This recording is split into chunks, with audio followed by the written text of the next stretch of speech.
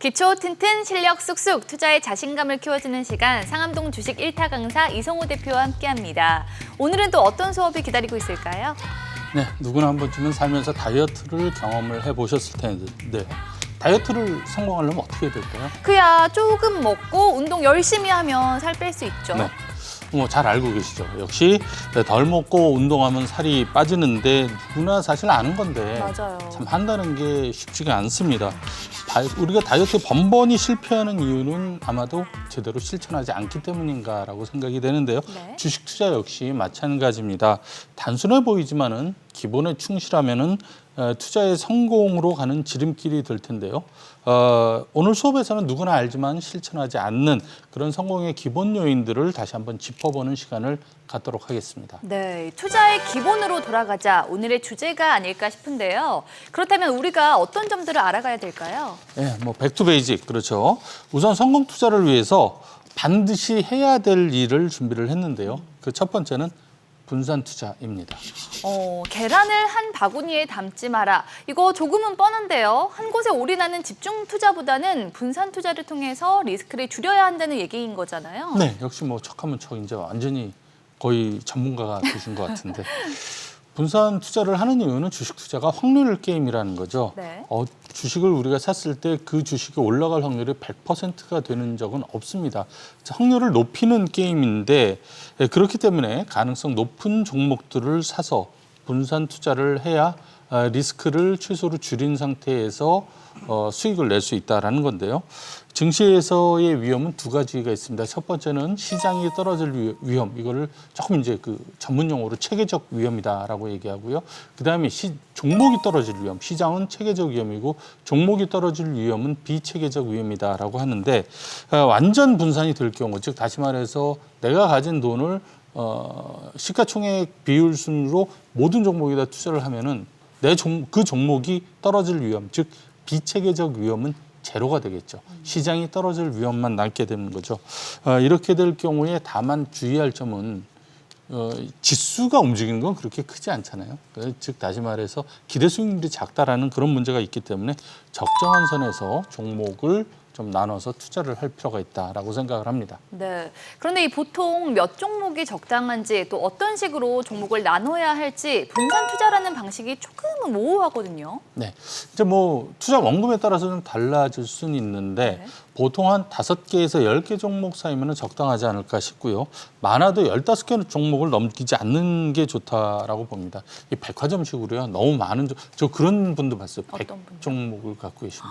100 종목이요? 네, 그래서 오르고 떨어지고 그러니까 오른 종목을 팔 때는 기분은 좋은데 이게 전체적인 수익률은 사실 100종목이라면 한 종목당 이게 1% 정도이기 때문에 그게 뭐 10%가 올라봤자 계좌에서 올라가는 비중은 아주 적거든요. 그러니까 그런 부분 별로 바람직하지 않더라고요. 한 가지 또 말씀을 더 드리자면은 성격이 다른 주식이어야 분산 투자의 의미가 있습니다. 예를 들어서 2차 전지 종목 10개를 다 사놓고 나는 종목이 다르니까 분산 투자했어. 이거는 분산 투자의 의미가 없는 게 되겠죠.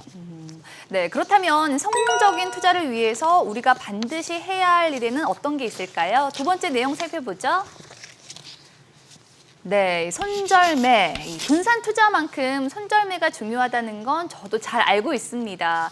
그런데 실천이 어렵다는 거죠. 손절을 하게 되면 손실이 땅땅땅 확정되기 때문에 피하고 싶은 마음이 사실 크거든요. 바로 그 부분이에요. 근데 참 많은 분들이 착각하는 것 중에 하나가 팔질 않았다고 그래서 손실이 난 건 아니거든요. 또 팔고서 다른 종목을 살 수도 있는 거고 이미 그 주식을 사서 떨어졌으면 이미 손실이 난 거다라고 생각을 하셔야 됩니다. 안 팔아도 손해가 난 거죠. 손절은 일종의 보험이다라는 얘기가 있는데 우리가 보험이라는 것은 큰 사고가 날 때를 대비해서 매달 작은 금액의 보험료를 지불해서 사고를 대비하는 것처럼 바로 손절도 적은 손실로 큰 하락을 방지할 수 있다는 측면에서 굉장히 유리하다라고 볼 수가 있고요. 특히 적자 종목이라든가 업황이 나빠지는 경우에는 심지어 상장 폐지도 될 수가 있기 때문에 손절이 필수다라고 생각을 합니다. 많은 분들이 사실 손절을 좀 안 하시거나 좀 하기 싫어하시는 이유 중에 하나가 또 한 가지 이런 게 있어요. 손절하면 꼭 내가 팔면 꼭 올라가더라. 맞아요. 근데 사실 저도 경험적으로 보면은 손절을 하고 나서 주식이 올라가는 확률이 좀 더 높습니다. 그런데도 왜 손절을 해야 하냐면은 네. 손절을 하고 나서 조금 올라가지만 결국은 다시 내가 판 가격보다 더 떨어지는 경우가 훨씬 많고요. 떨어졌을 때는 상당히 더 많이 떨어질 수 있기 때문에 이 작은 손실, 그러니까 조금 더 올라갈 수 있는데 거의 2%, 3%, 4%, 5% 도대체 어디서 팔아야 되는지 모르잖아요. 그러니까 손절 라인에 왔을 때는 가차없이 좀 매도를 해주시는 게 필요하다라고 생각이 됩니다. 네, 이 지금과 같은 불안한 장세에서는 분산 투자와 손절매만 잘해도 손실을 최소화할 수 있다는 사실 꼭 기억해 두시면 좋을 것 같네요. 네, 맞습니다. 자, 지금까지 성공 투자를 위해서 우리가 꼭 해야 될 것 두 가지, 손절매와 분산 투자 얘기를 했고요. 네. 그렇다면 이번엔 절대 하지 말아야 될 것 하지 말아야 할 것. 한번 알아보도록 하겠습니다. 혹시 뭔지 아시겠어요? 저는 느낌이 딱 오는데요. 물타기 맞죠? 네, 맞습니다. 정답입니다. 요새는 사실 뭐 물타기라는 용어보다는 뭐 추매를 한다 또는 추가 매수를 한다라는 말들을 더 많이 쓰는데 네. 근데 그 주식이 올라갈지 말지에 대한 고민보다는 단지 내가 그냥 주식을 샀는데 그보다 떨어졌다. 평단을 낮춰야 된다. 그런 이유 때문에 물타기 하시는 분들을 굉장히 많이 봤습니다. 물론 이제 성공하는 경우도 있지만은 실패할 경우에는 손실이 굉장히 커진다라는 거고요.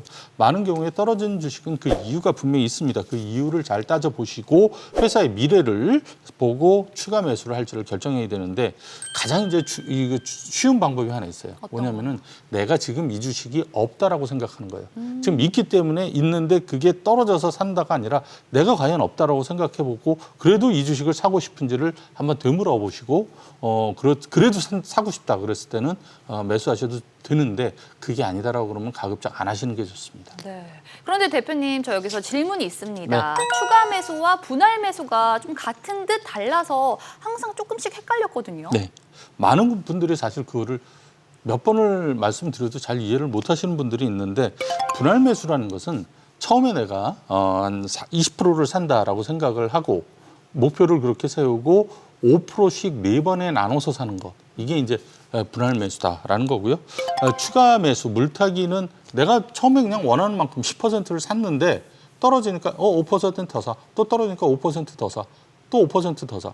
그러니까 맨 처음에 주식을 살 때 내가 나눠서 사고자 하는 의지가 있었느냐 없었느냐 이게 추가 매수와 분할 매수의 다른 점이다라고 보시면 되겠습니다. 네, 명심하시길 바라고요. 계속해서 투자자가 하지 말아야 할 것 두 번째 내용 확인해 볼까요? 레버리징. 쉽게 말해서 빚내서 투자하지 말라는 말이죠? 네, 맞습니다. 레버리지는 이제 지렛대라는 뜻이거든요. 우리가 이제 지렛대가 이렇게 있으면은 이 중심이 가운데 있으면 똑같이 움직이는데 중심이 여기 있으면은 여긴 조금 움직여도 여기 많이 움직이잖아요. 네. 그런 것처럼 내 돈 1,000만 원에다가 9천만 원을 빌려서 투자하게 되면은 그게 1억이잖아요. 그 1억이 10% 올라가면 1,000만 원이에요. 근데 내 돈 1,000만 원이 들어가서 1,000만 원을 버니까 100%가 되는 거죠. 이게 벌 때는 많이 버는데 반대로 손해가 날 때는 굉장히 크게 됩니다. 그게 바로 문제인데요. 보통 이제 레버리지라고 그러면 증권사를 통한 담보 신용 투자 또는 주식 담보 대출 이거를 의미를 합니다. 주식을 맡기고 돈을 빌리는 거죠. 신용의 경우에는 보통 4천만 원으로 1억 원을 살 수가 있는데 20%가만 떨어지게 되면은 1억이 20% 2천이죠. 근데 내 돈이 4천이잖아요. 그럼 2천이 날라간 거니까 50%가 손해가 되죠. 그러니까 손절매를 못 해요. 문제는. 50%가 떨어진 상태에서 손절만 하기는 굉장히 어렵다라는 거고요. 네.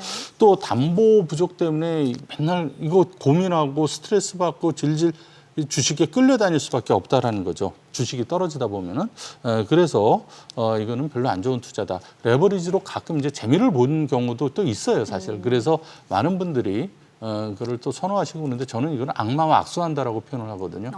처음에 좀 좋은 결과를 나더라도 나중에 결국 큰 손해로 이어질 수 있는 만큼 자기 자본으로 투자를 하시는 게 좋다라는 말씀 드리겠습니다. 네, 이렇게 이성호 대표님과 투자의 기본을 다시 한번 되짚어보는 시간 가져봤는데요. 아는 걸 꼭 실천하는 투자자가 되시길 바라고요.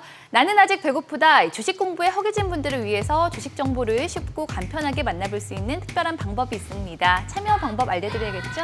네, 카카오톡 채널에서 필살기를 검색하신 후 친구 추가하시면은 다양한 주식 정보들을 간편하게 만나보실 수 있습니다. 네, 많은 참여 바라고요. 알면 할수록 재밌어지는 주식 투자, 상암동 주식 1타 강사 쌤들의 수업은 다음에도 계속됩니다.